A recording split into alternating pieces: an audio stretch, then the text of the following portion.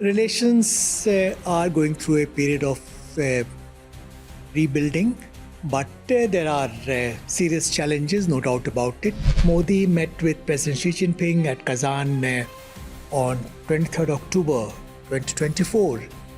A process of re-engagement, rebuilding relationship comments. It will be premature to say that our relations have come back to normal track.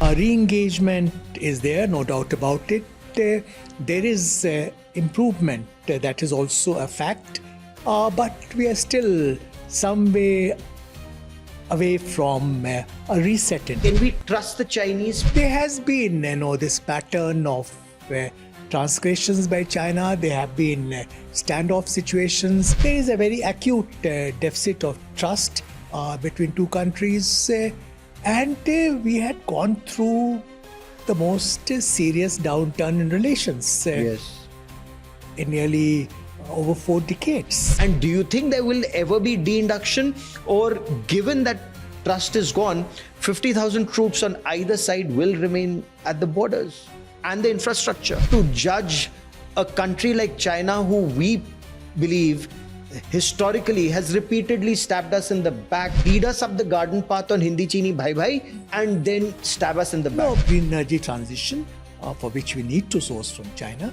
But in parallel, we have to create our own capacities so that we reduce our dependency on China. Donald Trump's behavior, even though the first time when in his presidency, Quad was upgraded to prime ministerial level interaction, India and US did extremely well. And now USA has to decide whether it wishes to maintain its primacy or would like to cede ground to China. We want a multipolar world, and we want to ensure that we also rise in this world, and which is only natural. At the same time, neither China nor America want India to rise. China, we must seek, as Prime Minister said, a stable, predictable, constructive relationship with China.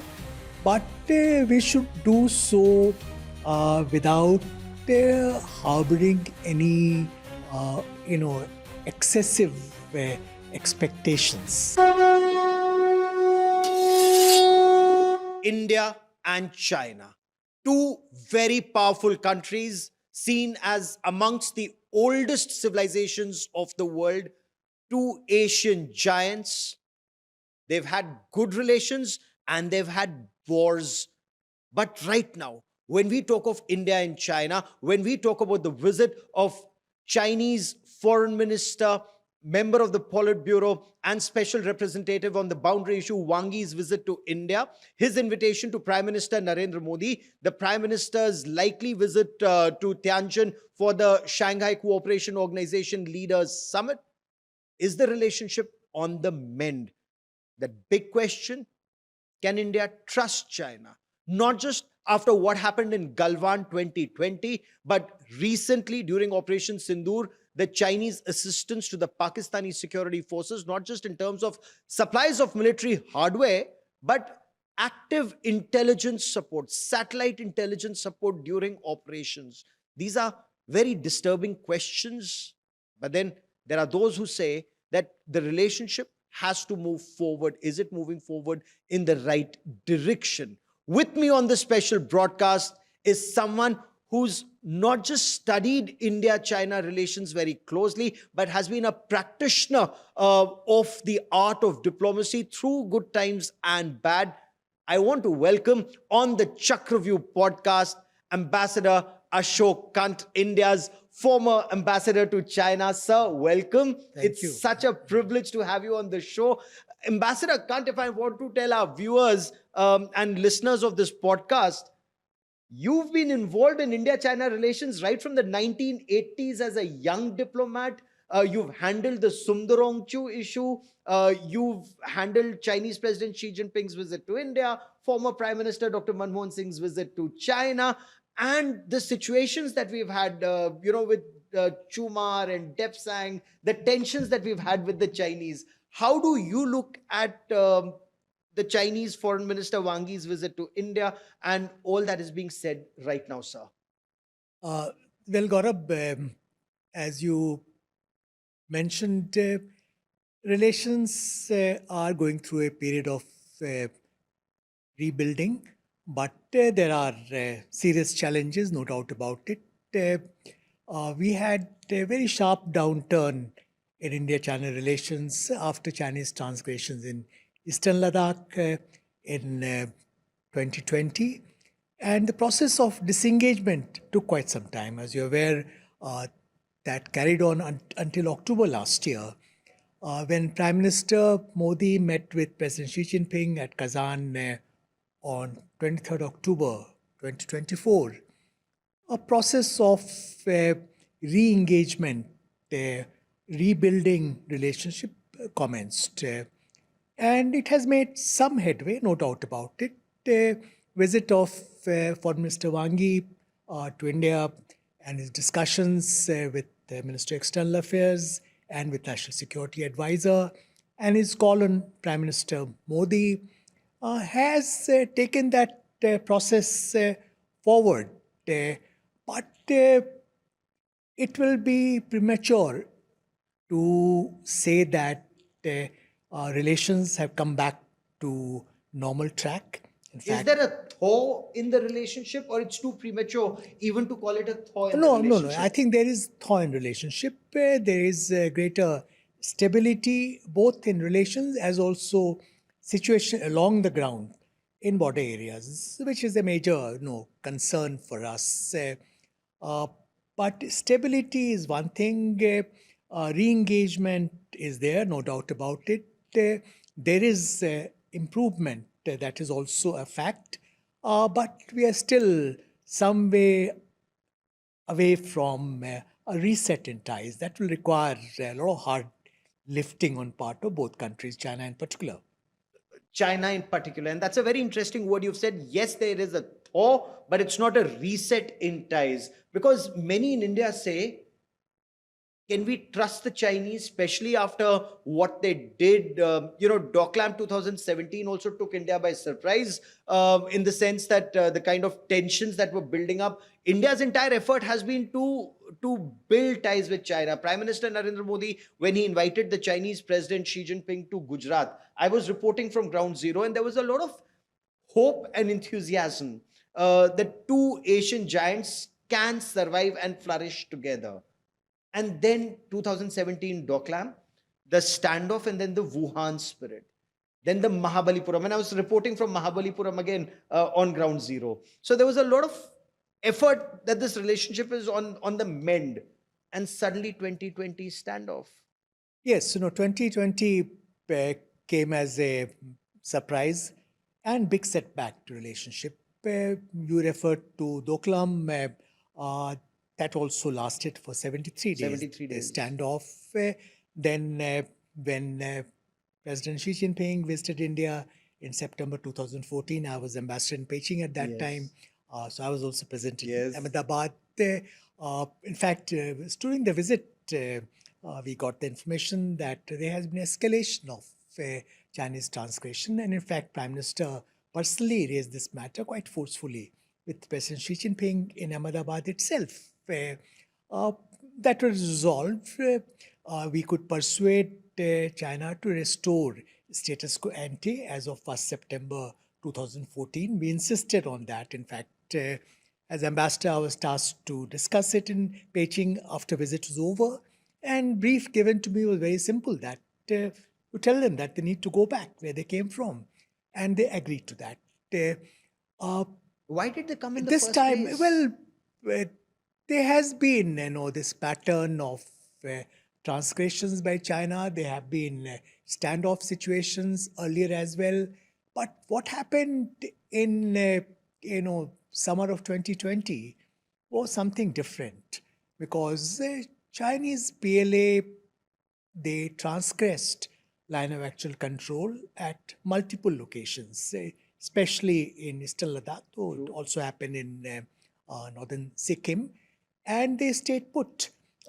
We had a very large body of Chinese troops being amassed, and they sort of moved inside.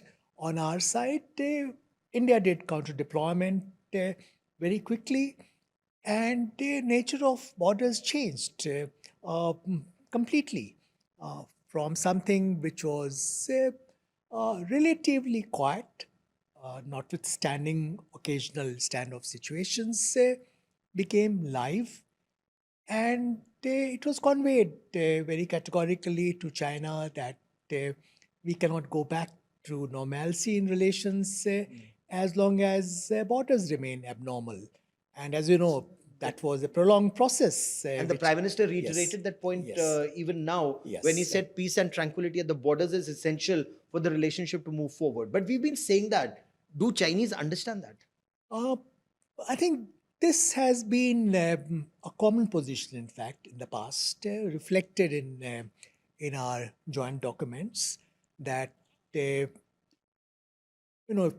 we wish this relationship to keep moving ahead, uh, first prerequisite is that status quo in border areas in terms of line of actual control should not be disturbed.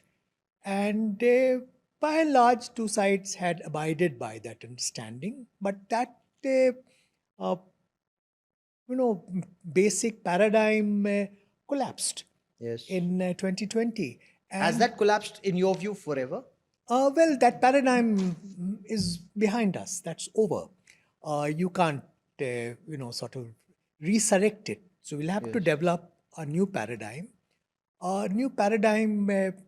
which will have to factor in, you know, mm, change situation along the borders. The fact that, as you mentioned, there is a very acute deficit of trust between two countries, and we had gone through the most serious downturn in relations Yes. in nearly over 4 decades. So rebuilding ties at a point of time when there's also deep strategic distrust about each other. They have concerns about our policies. We have concerns about their policies. Going back to earlier paradigm uh, will be not feasible. So So we'll have when to rebuild a new equilibrium. so when Wang Yi says that the recent tensions were not in the interests of the two people of India and China, and they want these two ancient civilizations to move forward and not be rivals but partners. Very sweet sounding words, but behind those sweet sounding words, where is that sweet action of, let's say, de-escalation? Disengagement has happened post the Kazan consensus. But beyond that disengagement, where is the de escalation? And do you think there will ever be de induction? Or given that trust is gone, 50,000 troops on either side will remain at the borders and the infrastructure? Gaurav, we are moving into uh, another winter where troops will be deployed in very forbidding terrain in high numbers and backed up with all the military hardware.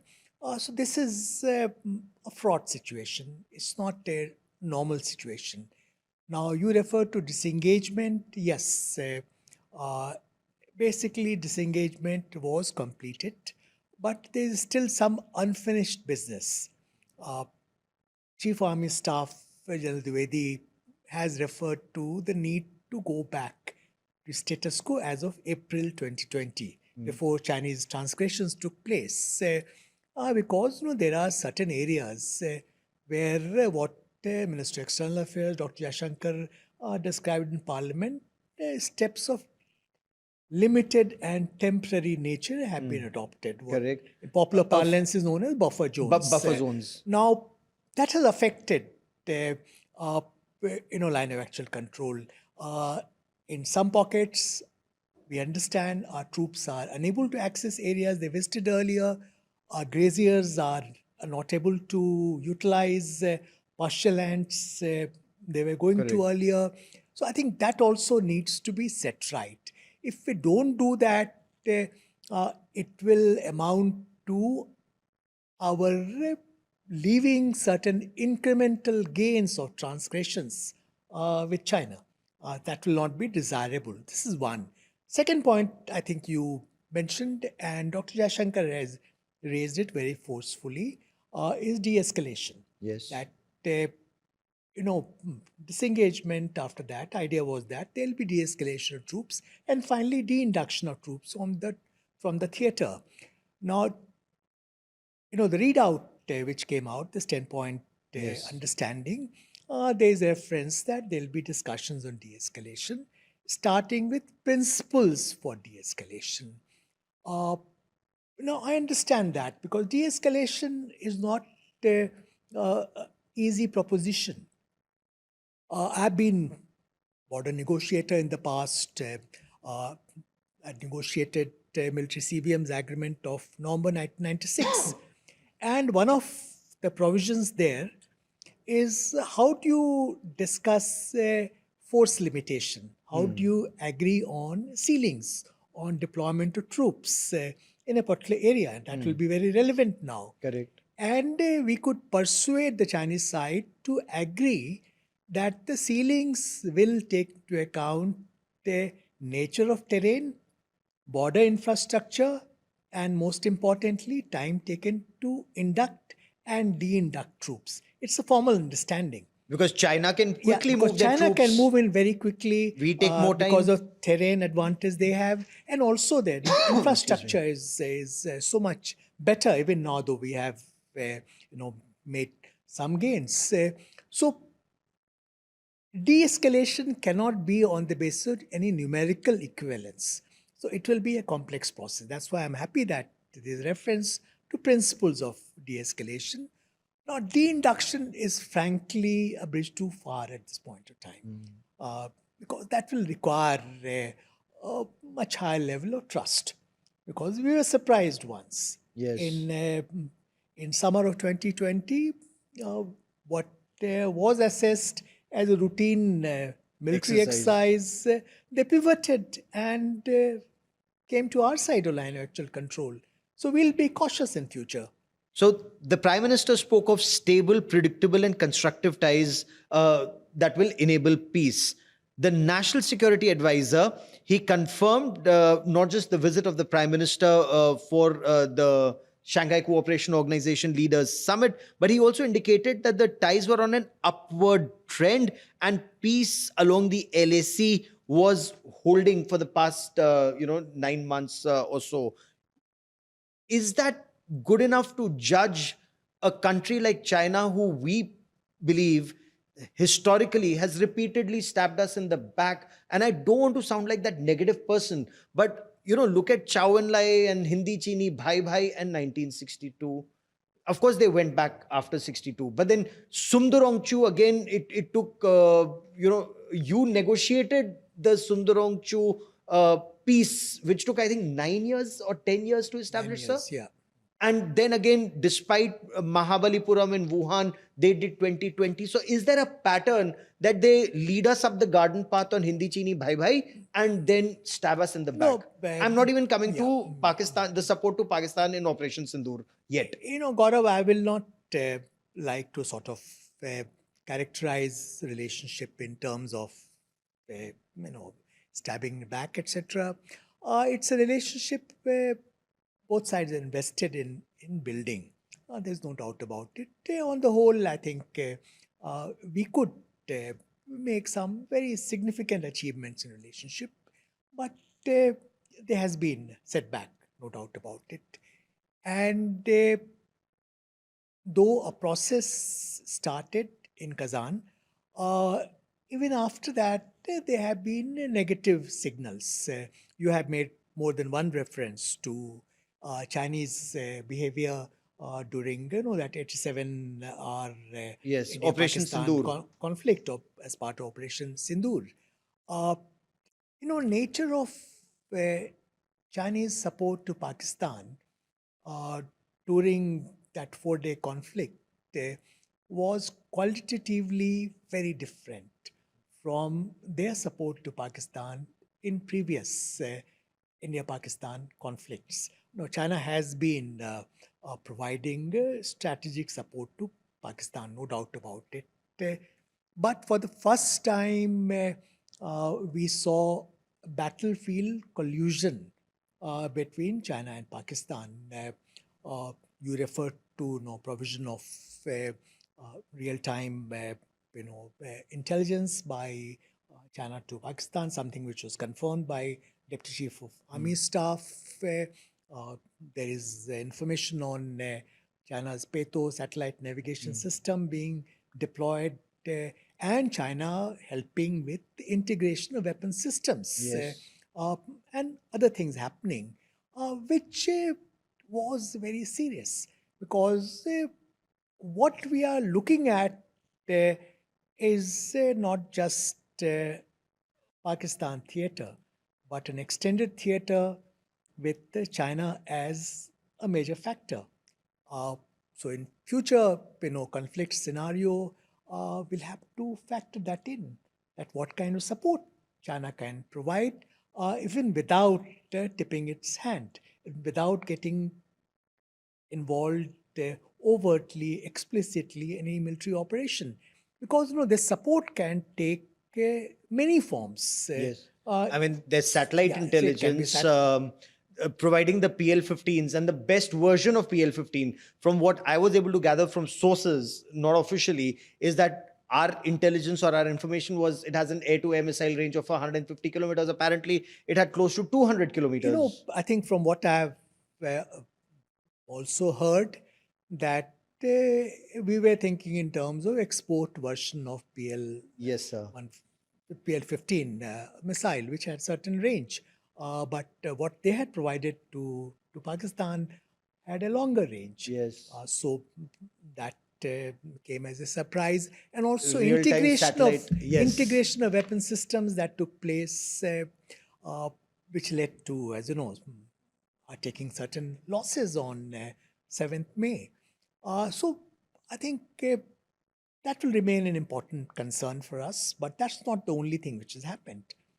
You had, China announcing on 25th December, just 2 months after Kazan meeting, that they'll be undertaking construction of the largest hydropower dam project on in the Brahmaputra. lower reaches of Yalong Sangpo, Yes. before it enters India and becomes Siang and part of Brahmaputra river system.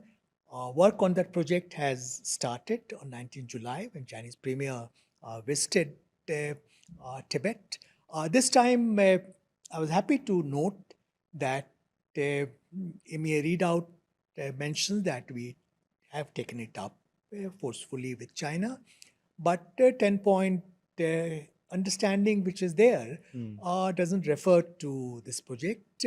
So Chinese have not made any commitment. In fact, so far they have not even agreed to renew 3 MOUs on transborder rivers we have. Yes, They've on only the agreed data. to provide In fact, emergency data. I believe they've only said only in humanitarian assistance. So They will give information. I think a project of this magnitude, which your viewers would like to know, will be 3 times the size of Three Gorges project, which is today the largest hydropower project in the world.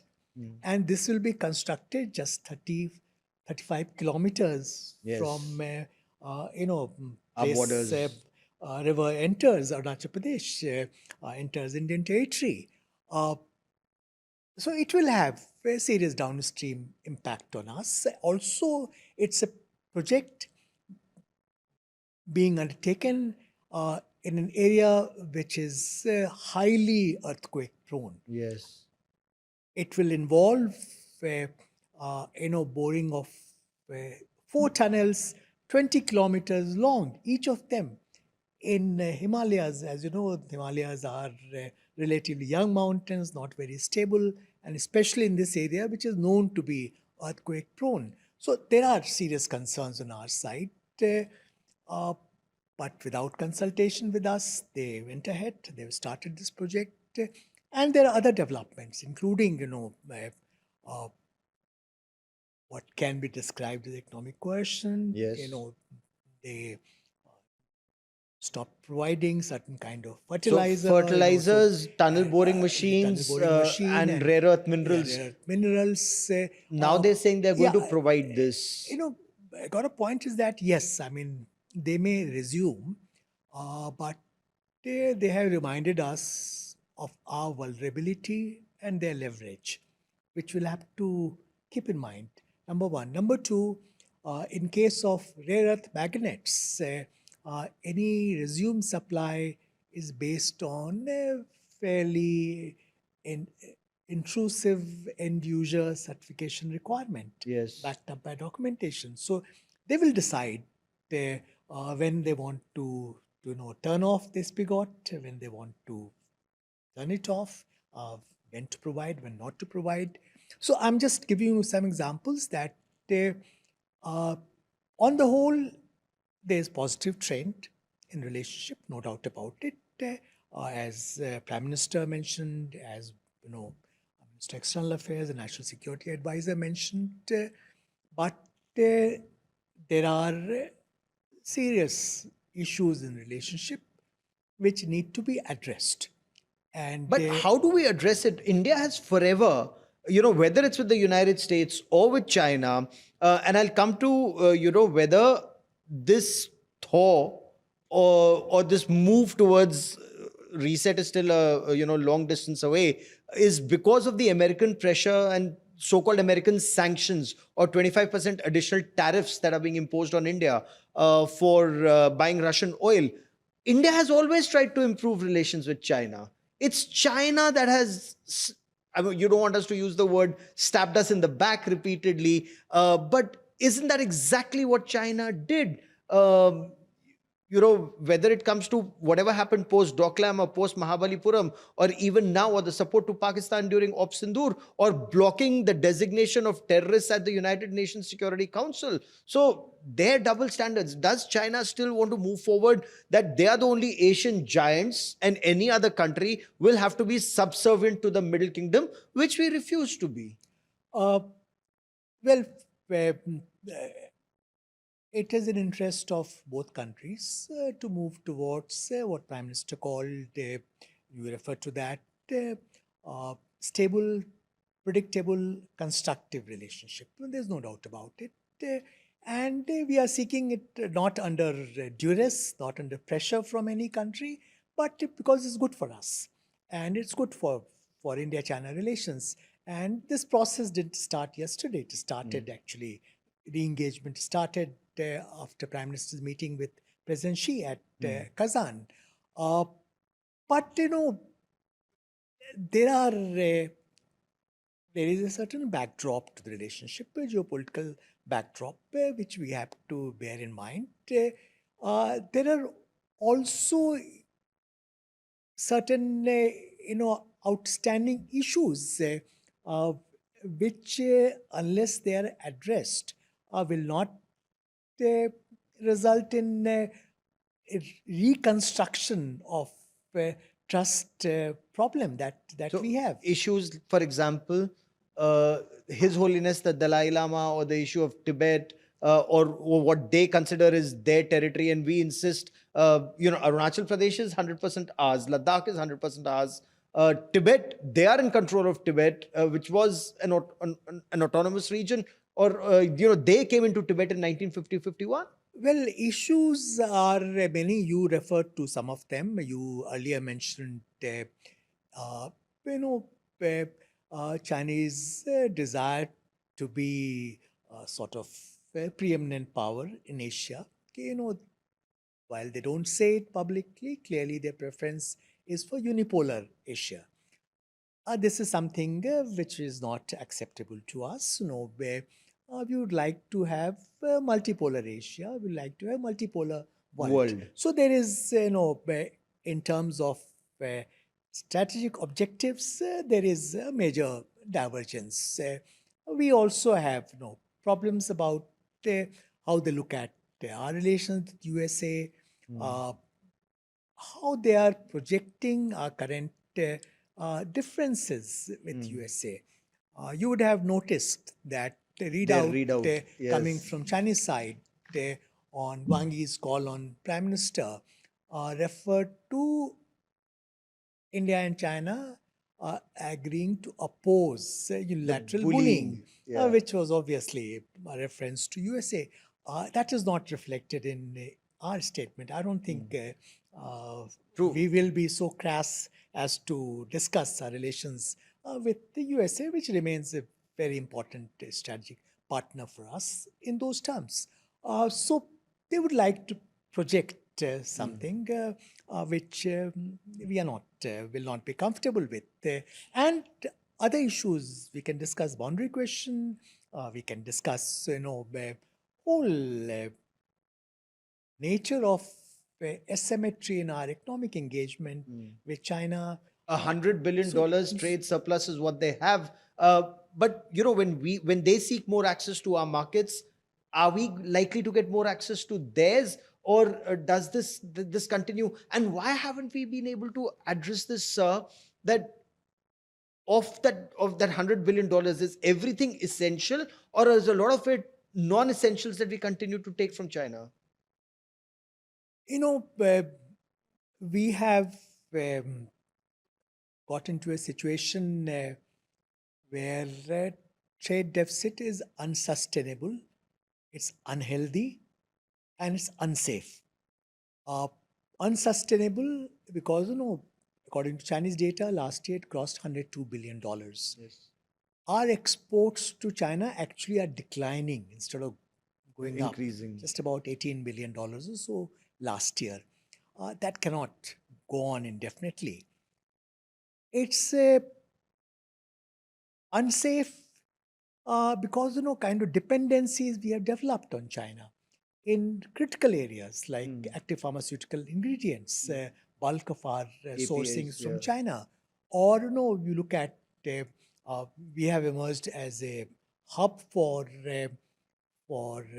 manufacturing Apple iPhones, for instance, but most of components and subcomponents are coming from China. Yes. And Chinese are not comfortable with that situation where India is emerging. In fact, they twisted Foxconn's tail.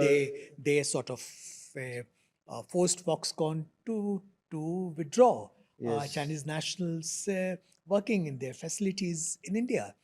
So that was, and the difference is immense. It's 85% and 15% so as of now. Exactly. So I mean, it's a now you have a situation where they have just deployed very successfully their stranglehold on supply chain of rare earth magnets, not only vis-a-vis India but also vis-a-vis USA, European countries.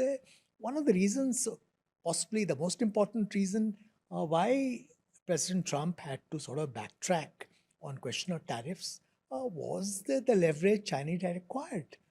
Now, when you are faced with this situation where Chinese are quite prepared to weaponize, these dependencies, clearly we would like that to be addressed at an early date. So it's not in our interest to continue with this kind of unhealthy dependence on imports from China. What's the way out? Well, we are trying to do that. Part of the answer lies in creating, domestic manufacturing capacities. It's happening in some areas. I believe some plant is coming up where API will be produced. We are quite strong in API earlier before we ceded ground to China. Why were we ceding ground to China in more ways than one? I'm told even in, I believe, copper we ceded ground to China. See what happened, that people bought this argument that you're importing efficiency from China, that it's the most efficient place for manufacturing, for sourcing commodities, components, subcomponents, disregarding the fact that resilience, security, safety of supply chain is equally important. Because Prime Minister referred to it even in Parliament. This understanding was registered, dawned on us more forcefully after COVID. Yes. Because we saw that how difficult it is to source even medical supplies from China then. Even PPE kits we could not get. And then we started manufacturing and Yeah, exporting then PPE we kits. so it's not that we cannot do it, but it's going to be a challenging proposition. Just to give you one example, we have very ambitious uh, plans for renewable energy. We are doing well. We are setting up a whole lot of capacity in solar power in Correct. particular, also wind energy.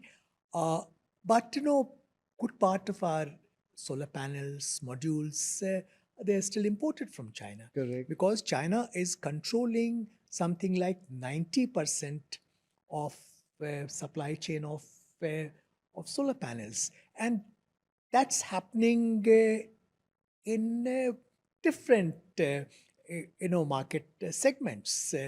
Electric vehicles, 60% Yes. controlled by China. Cobalt, which is another critical mineral, 80% controlled by China. So you know, so this is going to be not an easy proposition because we would like to have a green energy transition for which we need to source from China. But in parallel, we have to create our own capacities so that we reduce our dependency on China. Okay. One would have thought America would have learned some very important lessons post COVID 2020.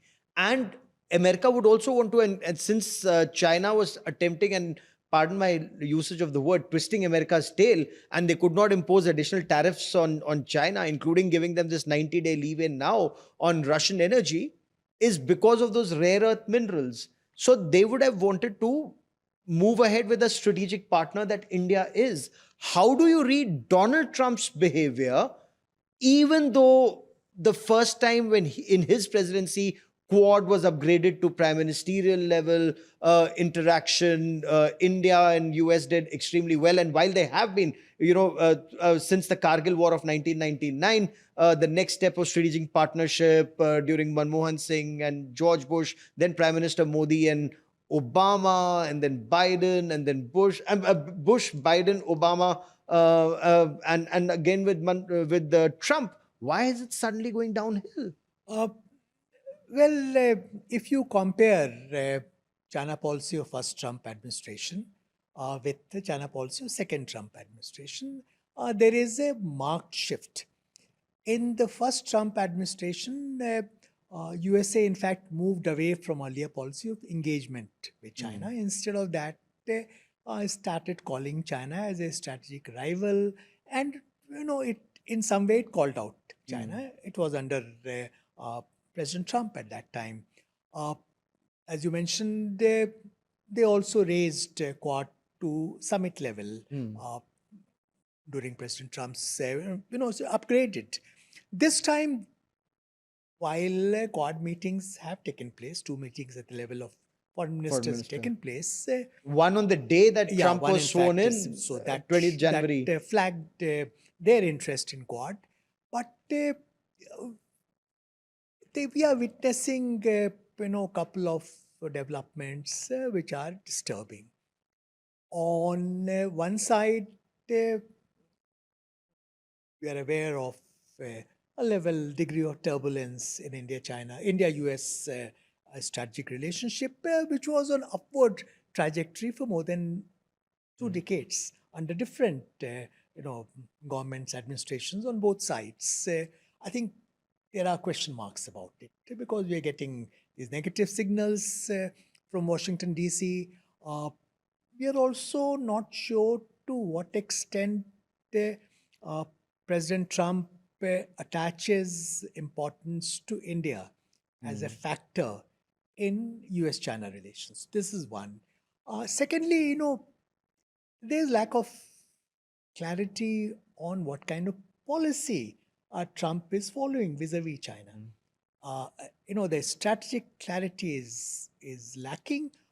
He seemed to be more interested in some short-term economic gains, and now he seemed to be more interested in his own visit to China.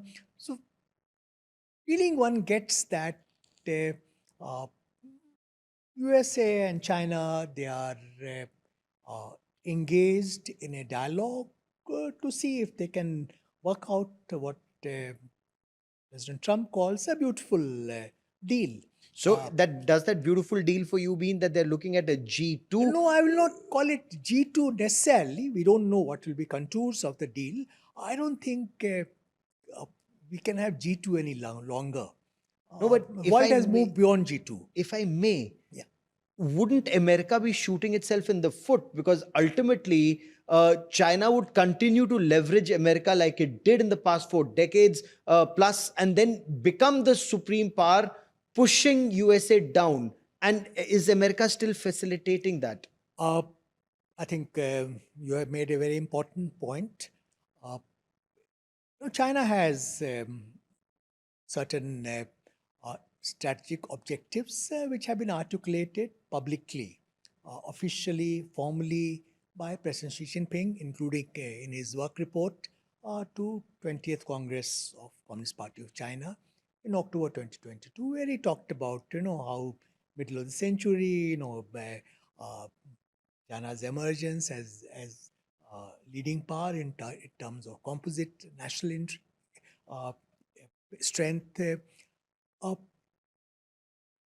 the fact that China would like to emerge as the leading power In the to world. begin with in Asia Pacific, or what we call Indo-Pacific, and possibly globally eventually. We don't know that that's going to happen, but those ambitions are there.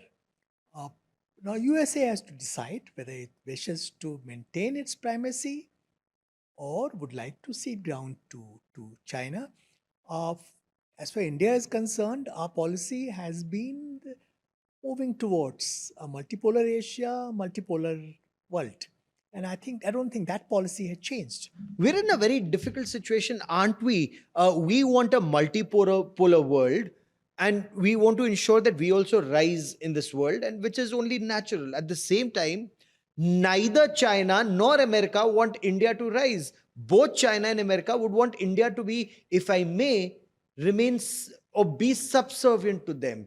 Isn't that exactly what Donald Trump is seeking? That India should just attach itself to US economy and just he dictates and we say yes sir, and that clearly I don't see that happening. Do you see that happening? Well, when it comes to US policy towards India, they have been, until recently, by and large, supportive of rise of India. Until Trump too. Yeah, now President Trump has his own way of dealing with the world, and he has, treated both allies and partners, and India comes in the second category. We are not an ally, somewhat shabbily. In fact, people say that he is being far more considerate of enemies. China and Yes. Russia, countries which USA was until recently, or perhaps even now, engaged in competition with. So it's a changed world we are looking at, and very uncertain world. But my own feeling is that uh, we should not be rushing to conclusions. President Trump is also known to be somewhat fickle in his policy position. So let's see. Taco trade. Trump always chickens out ultimately. How India-US relations develop. Some damage has been done to relationship, no doubt about it. But let's see how things develop. No, because we have too many damaged relationships, don't we? I would think with China, post-Galwan, it's damaged. I would think with America, even if you become friends again, that comprehensive strategic partners and two powerful democracies moving forward, I don't think we would be buying military hardware or critical military hardware from them, because you would remember, sir, more than anybody else, you were right in the middle of action that time. Post Pokhran, when they put sanctions on us, our entire fighter fleet for the Navy and helicopter fleet was grounded because we didn't have critical spares. Seeking Sea Harriers, our G404 engines lacking our LCA could not take off. That problem remains even today. Gaurav, in a way, you answered your own question. If you go back to Pokhran 2 and the kind of pressure which was brought to bear on India, and remember at that time, we were in a more vulnerable position. Our Yes. economy was much smaller. We were subjected to very severe sanctions, UN Security Council resolution. But within a matter of few months, actually, India-US relations started turning, Improving. Yes. and there has there was reassessment, fundamental reassessment in USA, and both sides worked to develop the relationship. I'm not saying that same thing will necessarily happen, but uh, when we look at these relationships, these key relationships, there is need for two things which are very important. One, there must be strategic clarity. Hmm. There should not be confusion. Like some people arguing that no, we need to move closer to China so that we can deal with USA. In real world, things don't happen like Oh, that. absolutely not. Yeah, you're Because right. Yeah. Chinese, you just look at their social media, even what was appearing yesterday Yeah. after Wang Yi's visit, their media, essentially messages that we can't trust India. They are trying to come closer to us because of problems they're facing with USA. Uh, we can't be too optimistic about this relationship. There are parallel concerns on Indian side about China.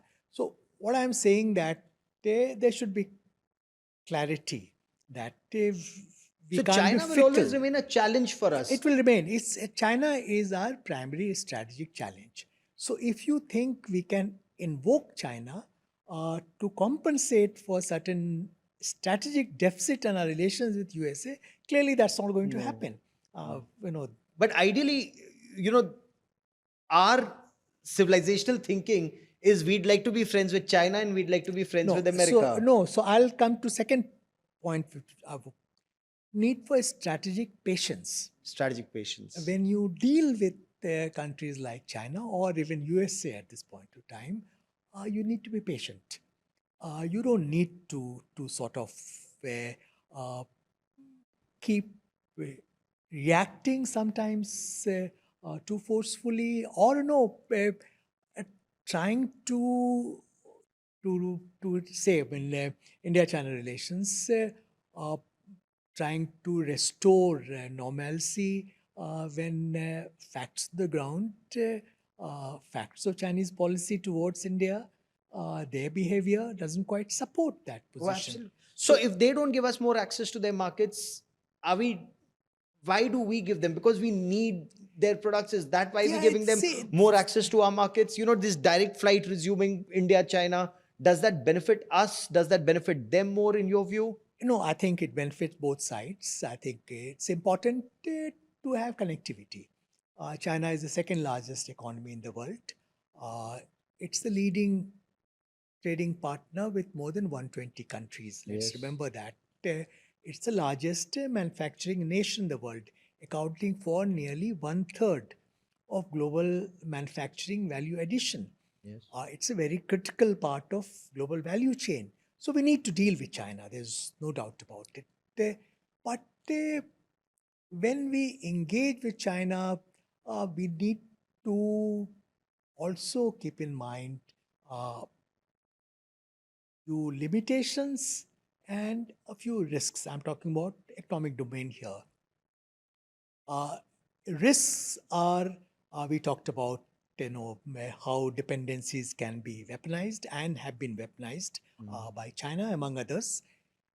Limitations will be if we expect that Chinese investment will build up manufacturing capabilities in India or develop India as a major manufacturing The hub, China plus that's one. not going to happen. That's not going That's to happen. not going to happen.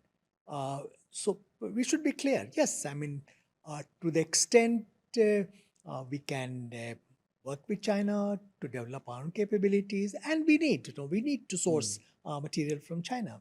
In certain areas, they are such a huge part of supply chain. There's no alternative uh, but going to China.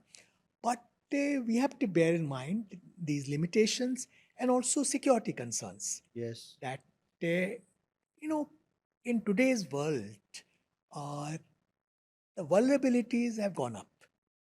You have your critical infrastructure.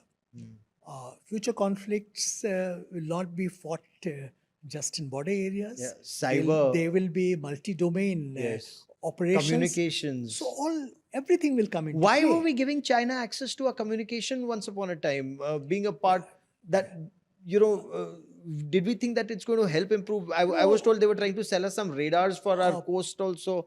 I mean, I think India, before many other countries, in fact, decided not to give entry to China in rolling out of Chinese entities, rolling out of 5G telephony. Correct. Companies like Huawei and ZTE. We were ahead of the curve. Likewise, we were ahead of the curve in banning Chinese apps because these apps can They be snoop into serious your security concerns. Yeah. USA is still debating on TikTok, but India banned TikTok. So it's not that we have not taken steps. This government has taken some forceful steps. But looking ahead, we must seek better relations with China. We must seek, as Prime Minister said, stable, predictable, constructive relationship with China. But we should do so without harboring any, excessive expectations. We should be realistic in our approach. We should see problems, pitfalls, and possibilities in India-China relations. Problems, pitfalls, and possibilities in India-China relations, and move accordingly. And it cannot be one side taking initiative. I think China needs to respond to our concerns. But if it doesn't, so for example, even on border talks, there is some talk about, China talking about delineation of the border. Is that middle sector? Is that Ladakh? Is that Northeast? Do you see anything happen moving forward? Advanced border security, border management, delimitation negotiations, how do you take them forward? And new CBMs. So you negotiated those CBMs from 1996 through the BDCA, and they just threw them all out of the window when they came in 2020. What has been, what was agreed, the meeting between NSA and Wang Yi in their respective capacities as special representatives of India and China on the boundary question. There are some key understandings, including one tasking, WMCC expert group under that to explore early harvest. What does early harvest actually mean? Now, this needs to be sort of explained a little bit, because what was proposed earlier, China had proposed that we can have early harvest by having a separate understanding on Sikkim sector. Okay. We pointed out that in the agreement on political parameters and guiding principles we had signed for boundary settlement in April 2005, we have agreed on a package settlement, which will cover all sectors of the boundary. Will not be inclined to have piecemeal. Besides, Sikkim, we don't have any serious problems in terms of, we agree on the basic watershed boundary. There may be some differences on the ground. So we don't see much point in undermining 2005 agreement by moving away from provisions agreement and going for piecemeal settlement for Sikkim sector. Now, I don't know what is scope of early harvest this time. But I have seen that the readout coming from the Chinese side refers to demarcation in pockets which are ripe for settlement. Now, that is really puzzling. I happen to be lead negotiator for 2005 agreement. We had agreed on a set of principles and parameters Overall. and a sequence. Correct. Sequence was that first we have this agreement, then we'll agree on framework for boundary settlement. Only after that we'll go on delineation on ground and delineation on map and demarcation on ground. Now they're talking about demarcation. Without which was delineation supposed to on be- map. Which is without framework, without delineation. So demarcation was supposed to be the last element. We have to be careful because 2005 agreement provides a good, solid basis. In fact, I was happy to note that both sides have reiterated their commitment to this agreement yesterday. But we should be a little careful. I don't want to prejudge the idea of early harvest. I can only say what was discussed earlier and why we didn't accept it earlier. There was also some discussion on whether early harvest could include Sikkim and middle sector. Chinese had not agreed to that. I don't know. Frankly, I don't know at this point of time. So this is one. Second, likewise on de-escalation, I think we already discussed that that also is a complex There has to be a matter. framework Yeah, in there has to sense be of principles. Yeah, they'll have to be further back because they can mobilize we have faster. to discuss that. How exactly Mechanism. to work it out. So I also wanted to ask you briefly about Sumdorong in 1986-87. How was that ultimately worked out? I mean, there I believe when Jal Sundarji had put in tanks and armored personal carriers in Sumdorong, and it took 9 years to finally settle that. Well, Sumdorong Chu, for your audience, this is close to Tawang, in Arunachal Pradesh. It's a valley which is, south of Thagla Ridge. Thagla Ridge. And Thagla Ridge is the international boundary there. And we had a seasonal post in Sumdorong Valley. And June 86, when Indian personnel went back there, because we used to withdraw during winter months, they found that Chinese were sitting there. And they were asked to vacate, which they didn't. And they started constructing a helipad there. They started reinforcing their presence. It was after that that Indian Army decided to have a strong deployment. So they brought in troops. They were located on the ridgeline overlooking Sumdorong Valley, and that became what Chinese call close confrontation, because Indian and Chinese troops were deployed in very close proximity to each other. And tensions built up along the borders, in fact. Tensions were brought down by middle of 87, but this situation of deployment in close proximity continued until 1995. When finally we could agree on disengagement. Took 9 years. 9 years. To work it out. Now, that time, if you have to, learn certain lessons from that, one lesson is that our response was immediate and forceful. And we refused to, Chinese kept pushing us to withdraw. We refused to withdraw. So we sort of showed staying power. And in a way, that became the backdrop to Rajiv Gandhi's visit to China in December 1988, because that's how that crisis, in fact, created an opportunity. So that happened. Other thing which is important, which has relevance today, that was discussed in Indian Parliament repeatedly. And I think there is need for greater transparency in what we do. what is being, You know, what's it's very happening in border interesting. You should areas. you should point that out. Strength is something that China does respect. So if you show strength, military deployment, sustained diplomacy, and patience, as you pointed out, that perhaps gets you your solutions. We shall continue this conversation forward, and there's so much that I want to talk to you about.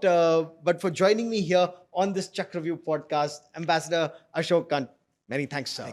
Thank you for inviting me.